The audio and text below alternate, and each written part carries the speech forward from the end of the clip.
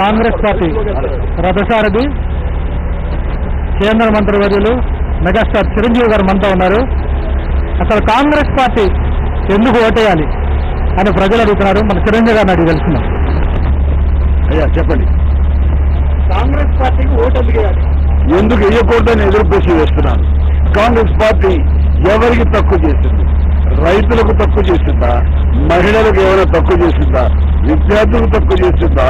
సామాన్య ప్రజానీకానికి బీపీఎల్ లోపల ఉన్న వాళ్ళకి ఆరోగ్యానికి సంబంధించినటువంటి దాదాపుగా 950 రోగాలకు వైద్యం ఇచ్చేటటువంటి కార్యక్రమం చేసింది. దానికి వేయకూడదా? వికలాంగులకి ఈ రోజున దాదాపు 750 రూపాయల దాకా ఇస్తుంది. భవిష్యత్తులో 1500 రూపాయల దాకా వాళ్ళకి ఎవ్రీ మంత్ వికలాంగులు కానీ, అలాగే వితంతు మహిళలకు వృద్ధులకు 500 రూపాయల దగ్గర నుంచి 1000 రూపాయల దాకా వాళ్ళకి భవిష్యత్తులో పింఛన్లు ఇస్తుందని మాట ఇచ్చింది. దానికోసమా? లేకపోతే స్వయం సహాయక బృందాలు ఏవైతే ఉన్నాయో అవి వాళ్ళకి రాబోయే రోజుల్లో 20,000 కోట్ల రూపాయలు రుణమాఫీ చేయాలని మేనిఫెస్టోలో పెట్టినందుగా ఇంతవరకు వాళ్ళకు వడ్డీలని రుణాలు స్త్రీనిధి ద్వారా 1000 కోట్లు మూలధనం పెట్టి బ్యాంకుల్లో ఆ రకంగా వాళ్ళకి ఇస్తున్నందుక, అలాగే ఫీజు రియంబర్స్మెంట్ చేసినందుకు, అలాగే మెస్ ఛార్జీలు వాళ్ళకి డబుల్ ది టైం 2 వాళ్ళకి పెంచి ఇచ్చినందుక, ఇక రాబోయే రోజుల్లో దేనికోసం వేయకూడదు అని నేను ఎదురు ప్రశ్నిస్తాను. సమాధానం చెప్పానండి. ఇప్పుడు వైఎస్ఆర్ పార్టీ వస్తే రాజధాని అంటే ఎదురికి మనకి విడిపోయినాయి, రాజధాని ఇడుకులు పాయవద్దని చెప్పి వాళ్ళు చెప్తా ఉన్నారు. మరి తెలుగుదేశం పార్టీ వస్తే విజయవాడ గుంటూరు ప్రాంతాల్లో మేము చేస్తామన్నారు. మరి కాంగ్రెస్ పార్టీ వస్తే రాజధాని మీరు ఎక్కడ పెట్టారు? ప్రజాస్వామ్య పద్ధతిలో మనం ఇష్టం వచ్చి కూడా పెట్టుకోవడానికి కాదు రాజధాని. రాజధాని అంటే అది 10 ఏళ్ల పాటు 5 ఏళ్ల పాటు మన ప్రభుత్వం ఉండేంత వరకు ఉండేటటువంటి కేంద్రం కాదు రాజధాని. కొన్ని లక్షల మంది యొక్క భవిష్యత్తు, రాష్ట్ర భవిష్యత్తును నిర్దేశించేది. భౌగోళిక నైసర్గిక స్వరూపం చూసుకోవాలి, అక్కడ ఉన్నటువంటి మౌలిక వసతులు చూసుకోవాలి, అక్కడ ఉన్నటువంటి కనెక్టివిటీ గురించి ఎయిర్ రోడ్ కనెక్టివిటీ చూసుకోవాలి. జీవితాంతం అక్కడ ఉండేటువంటి నివాసం ఉండేవాళ్ళు ఈ రోజున లక్షల్లో ఉంటే రేపు పొద్దున కోట్లకి పెరుగుతారు, కోట్లకి వాళ్ళందరూ వస్తారు. అలాంటి వాళ్ళకి ఈ రోజున భవిష్యత్తులో నీటి ప్రాబ్లం, మంచినీటి ప్రాబ్లం, ఇలాంటి ఇద్దరు కూడా చూసుకోవాల్సిన బాధ్యత. ఇక అడ్మినిస్ట్రేటివ్ సైడ్ కంఫర్ట్, ఇలాగా విద్య, వైద్య, విజ్ఞానానికి సంబంధించినటువంటి ఎన్నో పెద్ద సమస్యలు వెసులుబాటు. ఎంతో మంది తరలి వస్తారు వ్యాపారవేత్తలు, వాళ్ళందరూ కూడా ఇన్ఫ్రాస్ట్రక్చర్ డెవలప్ చేసుకోవడానికి అవకాశాలు ఉన్నాయా? మౌలిక సదుపాయాలు ఉన్నాయా? పారిశ్రామికంగా అన్ని రకాలైనటువంటి అక్కడ వనరులు ఉన్నాయా?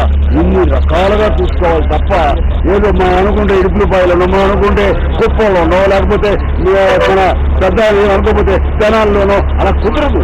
ఎన్నో రకాల విషయాలు పరిగణలోకి తీసుకోవాలి. దానికోసం స్పెషల్ కమిటీ ఉంది. ఆ కమిటీ సాంకేతికంగా వాళ్ళందరూ నిపుణులు ఉన్నారు. వాళ్ళు ఇచ్చినటువంటి ఆప్షన్స్ మేరకు హైకమాండ్ వాళ్ళు నిర్ణయిస్తారు. ఇందులో ప్రజల యొక్క అభిప్రాయం కూడా కంపల్సరీగా పరిగణలోకి తీసుకుంటారని సందర్భంగా తెలియజేస్తున్నాను. ఎక్కడ ఉంటుందో చెప్పలేము. ఎక్కడ ఉన్నా సరే ఈ రోజున ఒక హైదరాబాద్ లాగా కేంద్రీకృతమై డెవలప్మెంట్ జరగకూడదు. నా ఉద్దేశంలో వికేంద్రీకరణ జరగాలి. వైద్య సంస్థలు ఒకచోట ఉండాలి, విద్యా సంస్థలు మరొక చోట ఉండాలి, ఇక పెట్రో కారిడార్ ఒకచోట ఉండాలి, పెట్రో కెమికల్ యూనివర్సిటీస్, అలాగే గిరిజన యూనివర్సిటీస్, సెంట్రల్ యూనివర్సిటీస్ అన్ని కూడా మరొక చోట ఉండాలి. ఈ రకంగా ఐఐఎంలు, ఐఐటీలు, ఐటీఐఆర్లు ఇవన్నీ కూడా వేరు వేరు ప్లేస్లో ఉండాలి. నీటి ఆధారిత ఇండస్ట్రీస్ ఒక చోట ఉంటే, మేధలకు సంబంధించిన ఇండస్ట్రీస్ ఐటీ లాంటివి మరొక చోట ఉంటే, అలాగే అగ్రికల్చర్ సంబంధించి మరొక చోట ఉంటే, ఇలాగా ఎన్నో పనులు తీసుకోవాలి. ఇందులో ప్రాంతీయ అభిమానం కానీ, మాకు రావాలనే పట్టుదల కానీ ఏ ఒక్కరూ పోకుండా విస్తృతంగా విశాల దృక్పథంతో ఖచ్చితంగా ఈ నిర్ణయం తీసుకోవడం ప్రతి ఒక్కరూ సహకరించాలి. మనకి ప్రతి జిల్లా కేంద్రం కూడా ఒక హైదరాబాద్ చూసుకోవాలి మనం. అండ్ ఇంక్లూజివ్ గ్రోత్ అంటాం, సమగ్రాభివృద్ధి జరగాలి. దానికి వికేంద్రీకరణ ఒక్కటే సూత్రం. దానికి నేను నా ఓటు వేస్తాను. ఇప్పుడు స్పీకర్ గారిని తెనాలి శాసనసభ్యులుగా ఉంటూ ఆయన స్పీకర్ అయ్యారు. స్పీకర్ గా మరి ఇందాక నుంచి చెప్తున్నా నాకు ఎంతో ఆత్మీయులని. స్పీకర్ గారికి మీకు మధ్య ఉన్న ఆత్మీయత ఏంటి? ఆత్మీయత భావస్వారూప్యం ఉంది. ఆయన యొక్క ఐడియాలజీ, ఆయన యొక్క స్వభావం, వ్యక్తిగత స్వభావమే కాకుండా ఆయన ఈ ప్రజలకు ఏమి చేయాలని పరితపించడం అనేది నన్ను ఆకర్షించింది. ఆయన అందరి మంచి చెడులు కావాలని కోరుకుంటూ ప్రతి క్షణం కూడా వారి ప్రజా సమస్యల గురించి దాని బాగోగుల గురించి నిరంతరం ఆయన ఆలోచిస్తుంటారు. స్పీకర్ గా ఉన్న వ్యక్తి ఒక గిరిజన సమస్యపై మమ్మల్ని అందరినీ ఎమ్మెల్యే మమ్మల్ని తీసుకెళ్లి మోటివేట్ చేసే రోజున శభాష్ ఇలాంటి వ్యక్తి రావాలి మనకు అనిపించింది. అలాగే ఫ్లోరోసిస్ సంబంధించి ఫ్లోరోసిస్ అనేది దీర్ఘకాలిక సమస్య జటిలమైపోతూ వచ్చింది. దానికంటూ ఆ సమస్య మీద ఆయన పోరాడుతూ ఆ రకంగా దాని పరిష్కార మార్గం వైపుగా ఈ రోజున నిధులు మళ్లించి ఆ రకంగా దానికోసం చేస్తున్నారు.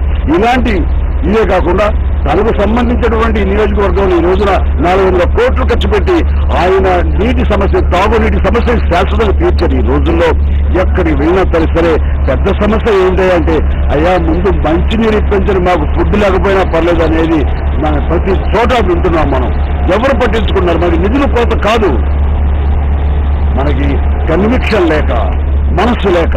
కాబట్టి మనస్సుంటే మార్గాలు ఉండకపోవు, మనసు చేయాలన్న సేవాభావం ఉంటే కనుక నిధులు కూడా దొరకనపోవు.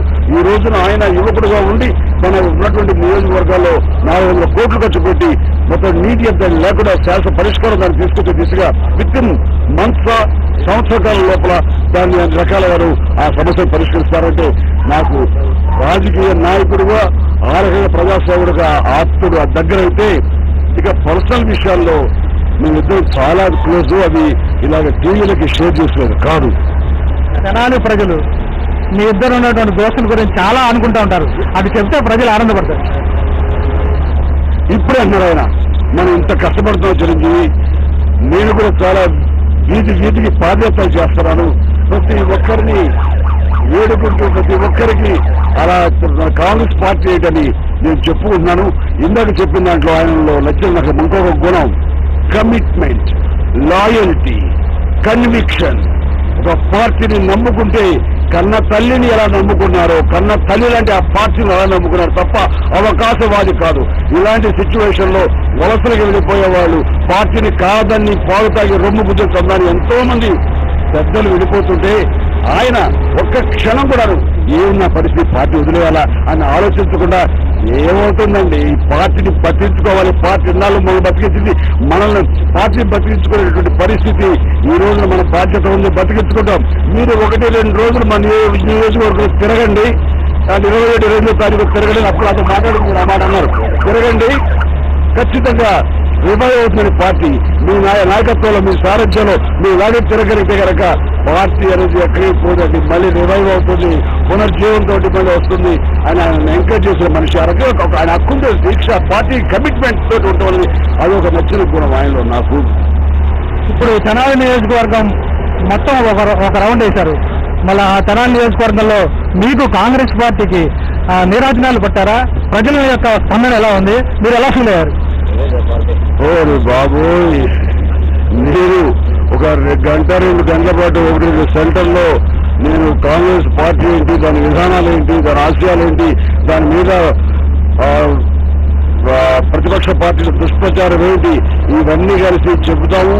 ఆ 2 అయిపోయిన తర్వాత 1 or 2 అవర్స్ లోపల మనం వెంటనే గుంటూరు వెళ్ళిపోదాము, అక్కడ కన్నా లక్ష్మీనారాయణ మిగతా వాళ్ళకి ఎదురు చూస్తున్నారు అనుకుంటే ఎంతసేపు అంటే మధ్యాహ్నం 11:30 దగ్గర నుంచి 8:30 వరకు ఆ యొక్క నియోజకవర్గంలో తిరిగామంటే ప్రతి చోట ప్రతి సెంటర్లో ప్రతి వేలాది మంది ఆపి మాట్లాడించుకుని వాళ్ళు విని సంతృప్తులై ఆ రకంగా మమ్మల్ని ఇప్పుడు వదిలేరంటే కనుక ఊహించుకొని ఇన్ని గంటల పాటు తిండి తింటానికి అరగంట కూడా ఏం స్పేర్ చేయలేదండి.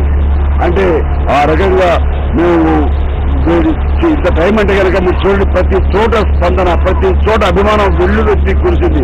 అయితే మీ దగ్గర సరైన క్లిప్పింగ్స్ అవి చూపించండి, మీరే చెప్పాలి ప్రజలకు, నేను నా నోటి ద్వారా చెప్పడం కాదు, మీరు కెమెరా ద్వారా చెప్పండి ఏమిటి ప్రజాస్పందన ఎట్లా ఉంది. కాబట్టి ఈ రోజు మీరు కనుక పర్ఫెక్ట్ గా ఉన్న వాస్తవాలు తెలియజేస్తే వైఎస్ఆర్సీపీ, టీడీపీ అండ్ లేదా బీజేపీ అండ్ పార్టీలు బెంబేలెత్తిపోవడం మాత్రం వాస్తవం. Thank you very much. Thank you sir.